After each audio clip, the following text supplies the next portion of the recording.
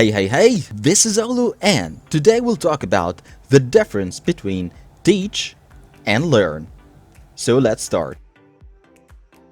So first with teach, we use it when you give someone knowledge or information. For example, here as we can see, the instructor teaches his student the new subject. So here in this example, the instructor gives the student new information or new knowledge.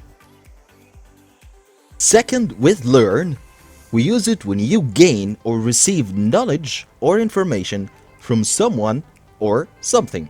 For example, as we can see, the kid learns new information from the internet. So here it means that he gets the information from the internet. That's why we use learn. So in a nutshell, I can say that teach to give information and learn to get information. And now it's time for a bonus step. And here we're going to know the present, past, and past participle of the verb. So with teach, in the past we say taught.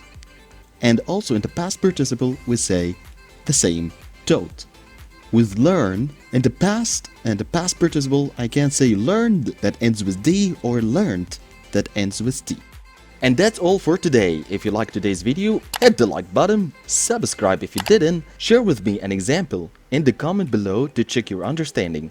And I will see you in the next video. Assalamu alaikum.